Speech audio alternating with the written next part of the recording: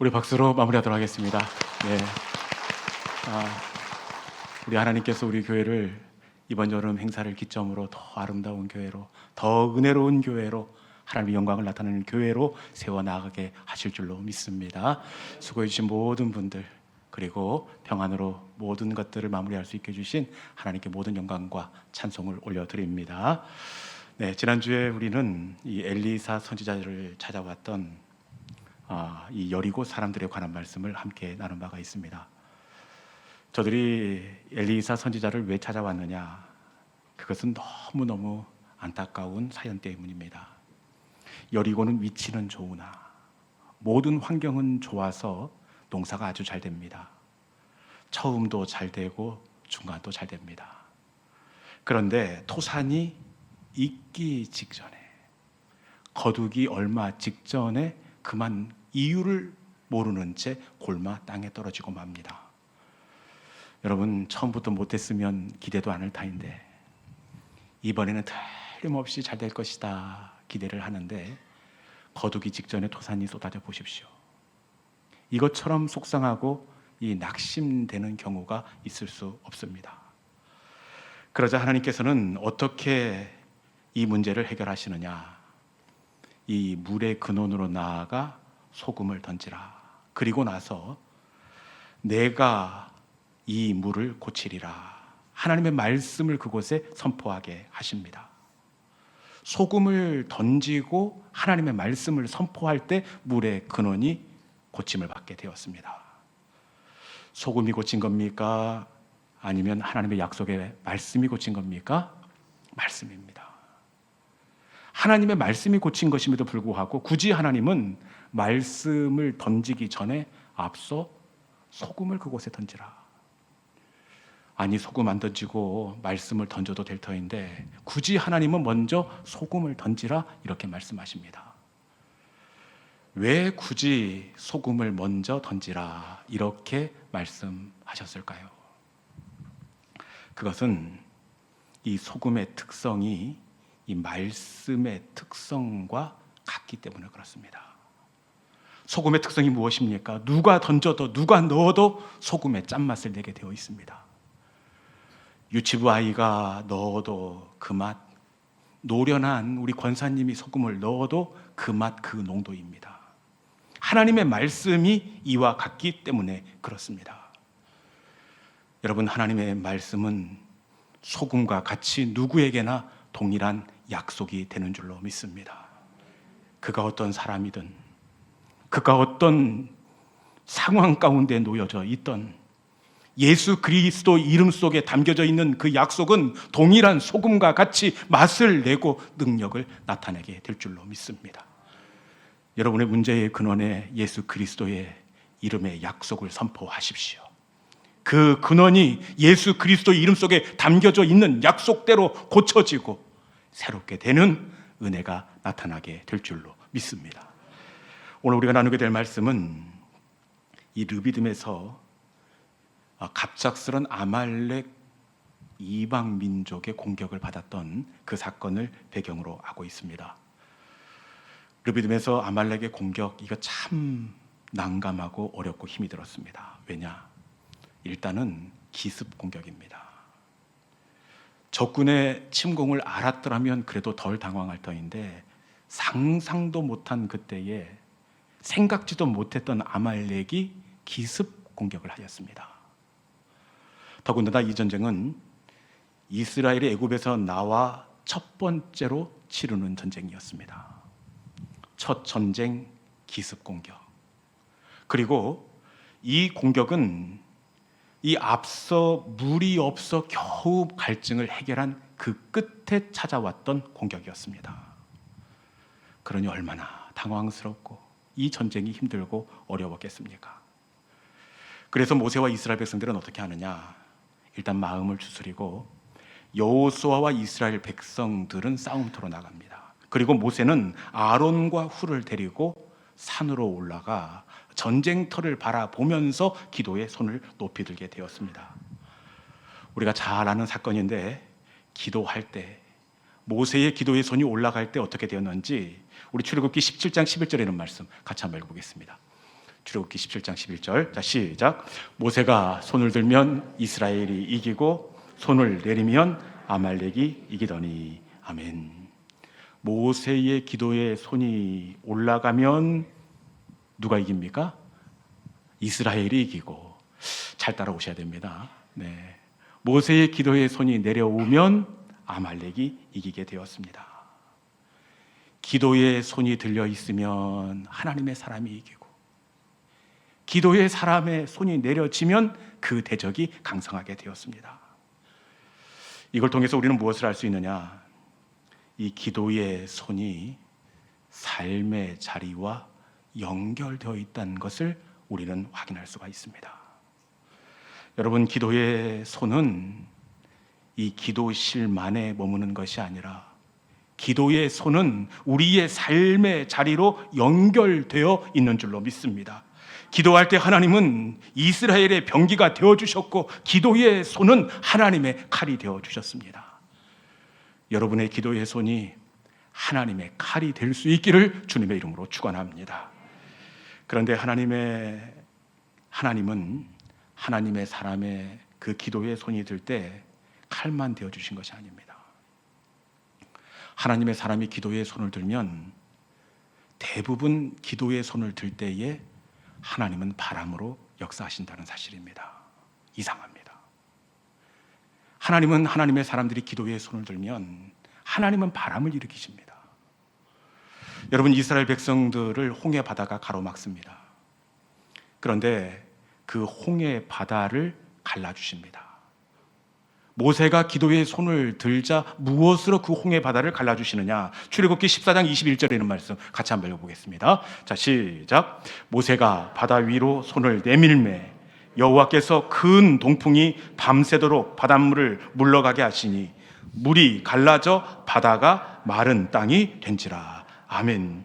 모세가 기도의 손을 들었습니다. 기도의 손을 들 때 역시 하나님께서 어떻게 하십니까? 큰 동풍이 밤새도록 바닷물을 물러가게 하시니. 기도의 손을 드는데 하나님께서는 바람으로 역사해 주십니다. 마찬가지로 이스라엘 백성들을 보내주지 않고 애굽 땅에 붙잡아 둡니다. 그때 하나님께서 애굽 땅에 메뚜기로 재앙을 내리시는데 어떻게 메뚜기를 몰아오시느냐? 역시 모세가 기도의 손을 들 때 하나님은 바람을 불어 애굽 땅에 메뚜기를 보내십니다. 기도의 손을 들 때 하나님은 메뚜기를 보내실 뿐만 아니라 이스라엘 백성들이 광야에서 먹을 것이 없을 때에 이 메추라기를 보내시는데, 여러분, 이 메추라기도 어떻게 보내시느냐? 먹을 것이 없어서 불평할 때 모세가 기도의 손을 높이 듭니다. 모세가 기도의 손을 들자 어떻게 되는지 우리 민수기 본문 31절에 있는 말씀 같이 한번 읽어보겠습니다. 같이 읽어봅시다. 자, 시작. 바람이 여호와에게서 나와 바다에서부터 메추라기를 몰아 진영 곁 이쪽 저쪽 곧 진영 사방으로 각기 하루길 되는 지면 위 두 규빗쯤에 내리게 한지라. 아멘. 하나님께서 기도의 손을 들 때 메추라기를 어떤 방법을 동원해서 보내십니까? 역시 바람이 여호와에게서 나와 하나님께서 바람을 불게 하십니다. 기도의 손을 들면 하나님은 바람을 보내시는 하나님이 되시는 줄로 믿습니다. 하나님의 바람이 불면 여러분, 우리의 질병의 홍해도 말라지게 되어 있습니다.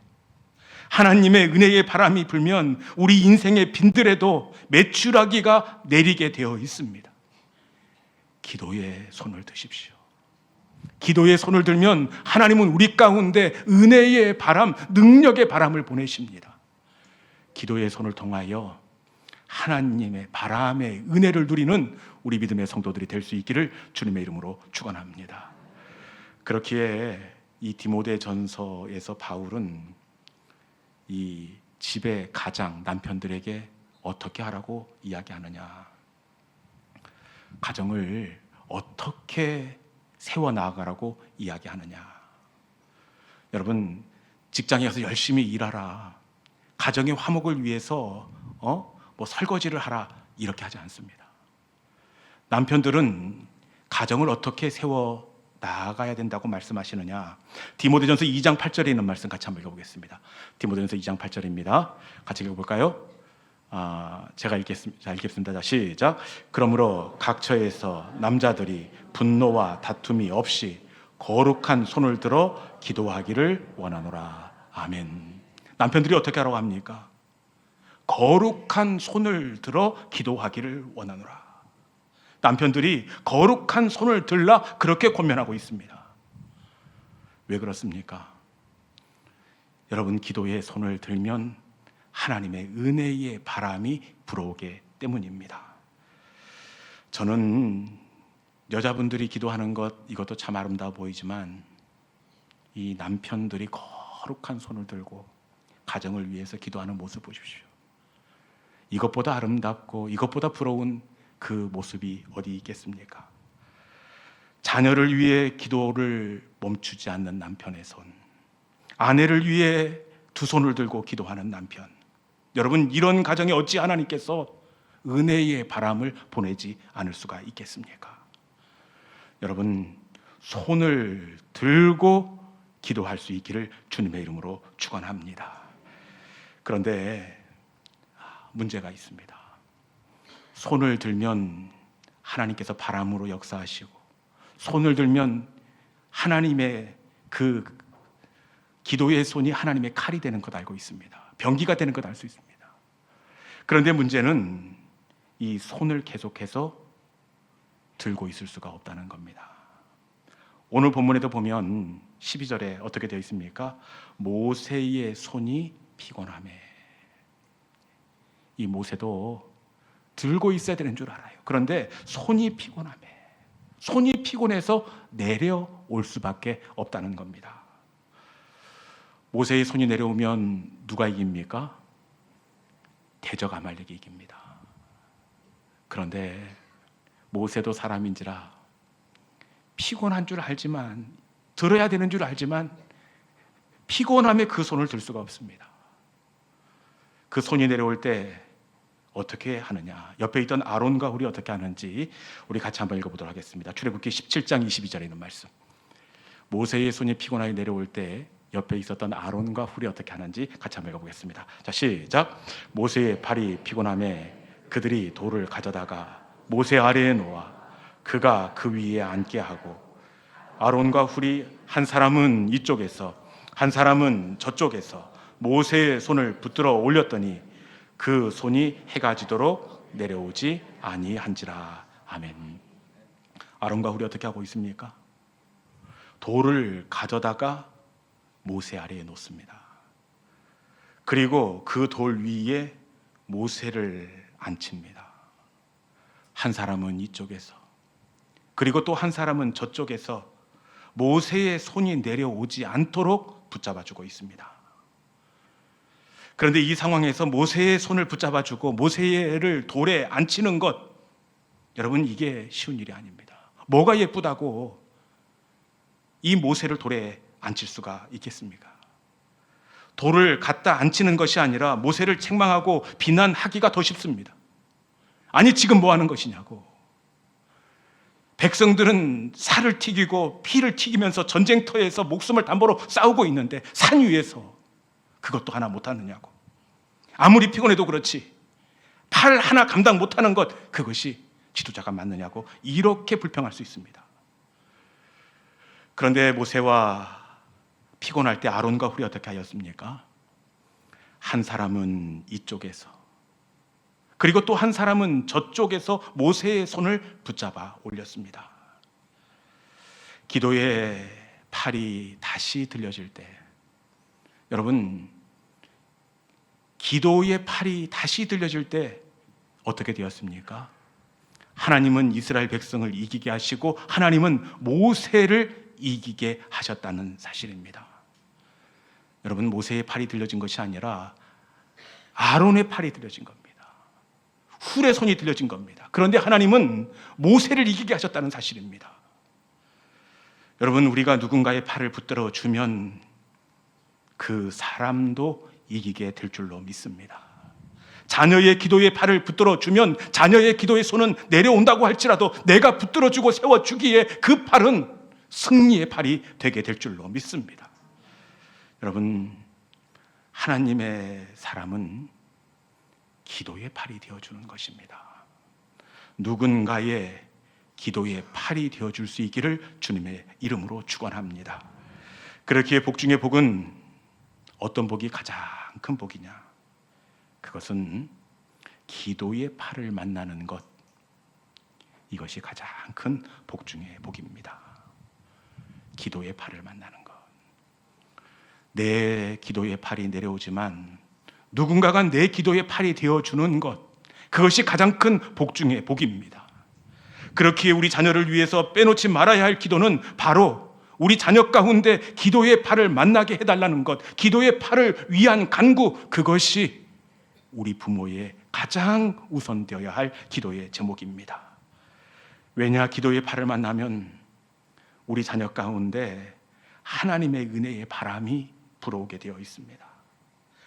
기도의 팔을 만나면 우리 자녀들 가운데 인생의 빈들이지만 매출하기가 내려앉는 은혜를 경험할 수가 있기 때문입니다. 여러분들의 자녀 가운데, 여러분 가운데 기도의 팔을 만나는 복 중에 복이 임하기를 주님의 이름으로 축원합니다. 여러분, 모세와 힘들었을 때 아론과 훌은 모세의 기도의 팔이 되었습니다. 그런데 말이 그렇지, 이 상황 가운데서 아론과 훌이 기도의 팔이 된다는 것 결코 쉽지가 않습니다. 말씀에 보면 붙들어 올렸더라. 이 말은 두 단어가 더해진 합성어입니다. 붙들어 올렸더라. 붙들다는 원문에 보면 더 놓치지 않으려고 꽉 힘을 주어 붙잡다. 이 올리다는 높은 곳으로 그 손이 고정되다라는 의미가 있습니다. 여러분, 모세의 손을 아론과 훌이 붙들어 올렸는데 그냥 슬그머니 악수하듯이 한 것이 아니라 어떻게 붙들어 올렸는지 감이 오지 않습니까? 여러분, 그 기도의 팔이 된다는 것 쉽지가 않습니다. 누군가를 꽉 붙잡고 내려오지 않게 한다는 것, 그거 쉽지가 않습니다. 그럼에도 불구하고 우리는 누군가의 기도의 팔이 되어야 되는데 어떻게 우리가 기도의 팔이 될 수 있느냐? 어떻게 누군가의 승리의 팔이 될 수 있느냐? 그것은 우리가 기억할 때 우리도 누군가의 기도의 팔이 될 수가 있습니다. 어렵고 힘들지만 우리가 기억할 때 우리도 누군가의 기도의 팔이 될 수 있습니다. 여러분, 오늘 여러분들은 어떻게 이 자리에 있을 수 있었습니까? 그것은 누군가가 나의 내려진 팔을 그때 붙잡아 주었기에 오늘 이곳 이 자리에 우리가 아름다운 예배자로 설 수가 있었습니다. 그 은혜를 기억하는 사람은 누군가의 연약한 팔을 붙잡아주는 기도의 팔이 될 수가 있습니다. 그리고 우리가 어떻게 오늘 이 은혜를 누릴 수 있었느냐? 누군가가 내 팔을 붙들어 주기도 했지만 진짜는 우리 주님께서 나의 내려진 팔을 붙잡아 주었기에 오늘 우리가 승리한 예배자로 이 자리에 서 있을 수 있게 되었습니다. 우리 주님이 어떻게 우리의 내려진 팔을 내려오지 않도록 붙잡아 주셨느냐? 그것은 십자가입니다. 우리 주님께서 십자가에서 양팔을 벌려 더 이상 내려오지 않도록 양손에 못으로 고정하시사 그 손을 들어 우리 팔을 붙잡아 주셨기에 우리의 팔은 내려오지 않는 팔이 되었습니다. 그리고 십자가에서뿐만 아니라 우리 주님은 지금도 어떻게 하고 계십니까? 하나님 보좌 우편에서 우리를 위해 기도의 팔을 들고 우리의 영원한 중보자가 되시는 줄로 믿습니다.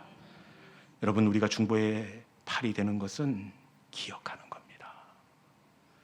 여러분, 우리가 어떤 은혜를 누렸는지 그 은혜를 기억할 때 우리는 누군가의 기도의 팔이 될 수 있습니다.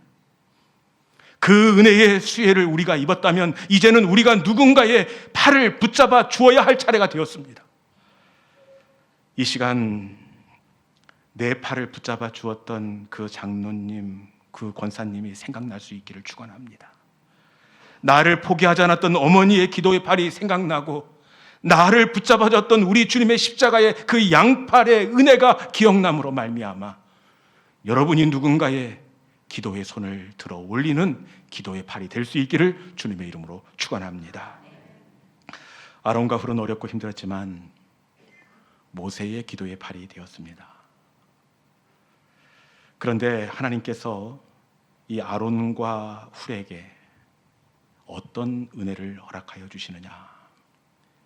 양쪽에서, 이쪽에서 저쪽에서 어렵고 힘들지만 붙들어 올렸더라.